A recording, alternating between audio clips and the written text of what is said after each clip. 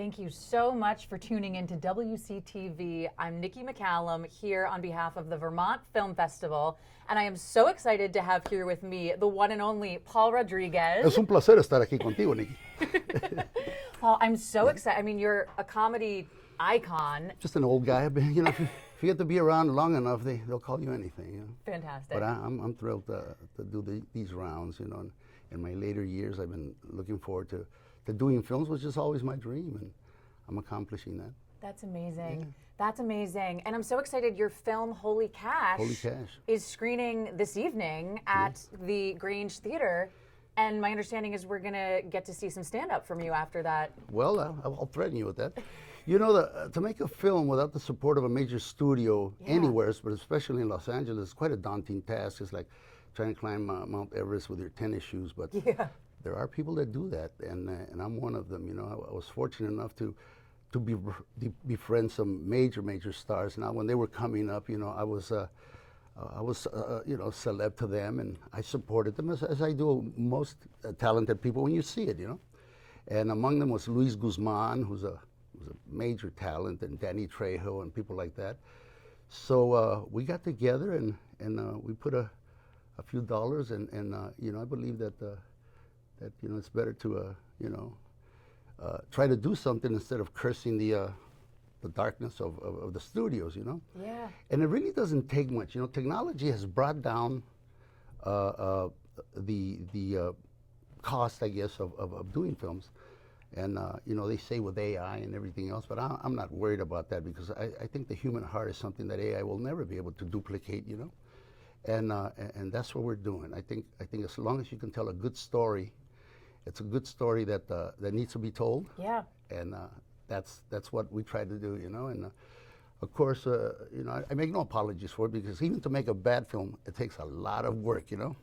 But mine isn't that. And we're going to take the funds from this. And my last film, and I do because of my age, you know, I'm going to do the Diego Rivera story. It's called Diego Rivera, My Life in Color. And it's of course, Diego Rivera was married to Frida Kahlo. Yeah. And she's gotten a lot of press. But in reality, it was Diego Rivera who was the muralist. He was far more famous and well-known than she was. Yeah. So I'm going to straighten out things and make sure that, unfortunately, I look like the man, and he wasn't very attractive, you know. I've held on my attractiveness just for this film. Oh my gosh. I mean, that sounds like an amazing film. And Holy Cash, so you star in it, you also wrote it and directed it. Well, you know, it wasn't something I wanted to do, but it was kind of, I was kind of left hanging there, because we had this film director who went to USC, and he knew better than all of us. But he didn't know comedy. Comedy is a complex thing, because what's funny to one person isn't funny to the others, you know. But I think I didn't compromise too much, and I don't want to brag too much about it. But just judging from the stars that are in it, how bad can it be, you know? Well, I'd love to take a look at the trailer. Let's take a look at the trailer. Siri, senor, am I am in hell. Oh, God. Hell? Why would you say that? Because you look like the devil. No, you dumbass. I'm God. I gotta lay off the Ambien.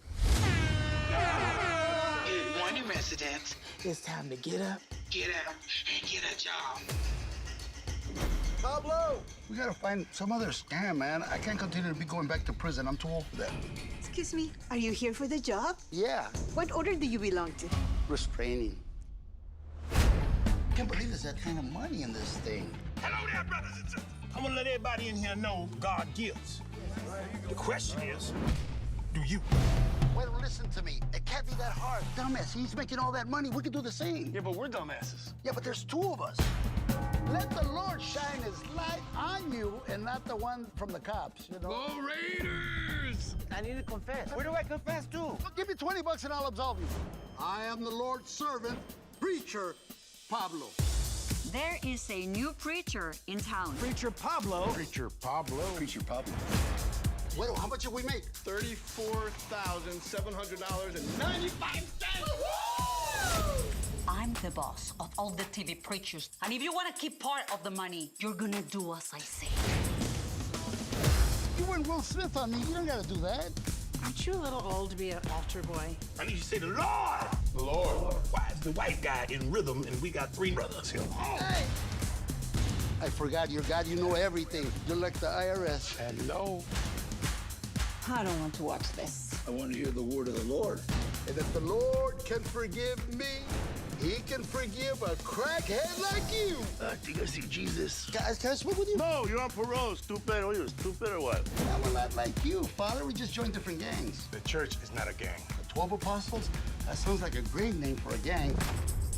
You're hopeless, Pablo. You're hopeless. You know, they're the OGs. Amazing. I'd love to hear a little bit about, because there's such a difference, right, from doing comedy on stage to shooting a comedic film where you're not necessarily getting feedback during the shoot. Would love to hear a little bit about what that's like for you. Well, as you can see, it wasn't easy, you know. I make it look hard. No, I think that comedy is something that's very subjective, you know. But as long as you're true to your character, and by that I mean to the purpose of the film, I think it'll find an audience, you know. It will, you know, some things will outlive you.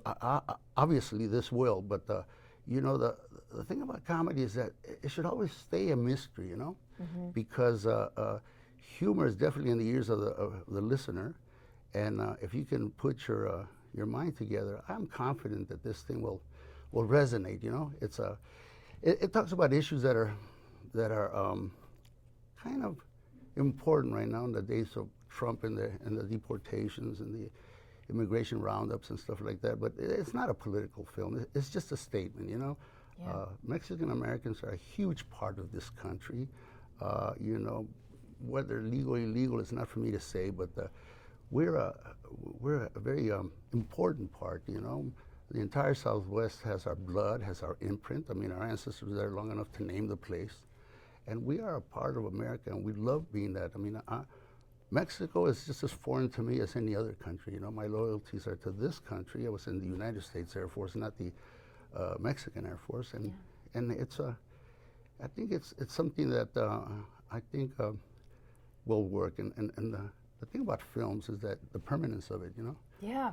Long after you're gone, someone will see your mistakes or your successes. Either way, as long as they remember you, you know. Absolutely. Absolutely. And what's next for Holy Cash? Well, Holy Cash is making cash right now. You know, win. Just to have an independent film make the theaters, that's quite an accomplishment. Yeah. But we've done that. You know, AMC Theaters ran us for 2 months almost. Wow. We made some money, and now we're streaming. And after this, we'll make a deal with one of the big streamers, and then we'll take that money and do this picture that I'm doing with Diego Rivera, My Life in Colors, and that's it. Because you know, I mean, it's money is for if you spend it, you should spend it on something that gives you passion, you know. Yeah. And I'm glad to tell you that it also creates work, and my friends, Danny Trejo certainly, and Luis Guzman, a beautiful Puerto Rican and a New Yorker. Was a wonderful person. You know, when I was coming up, he was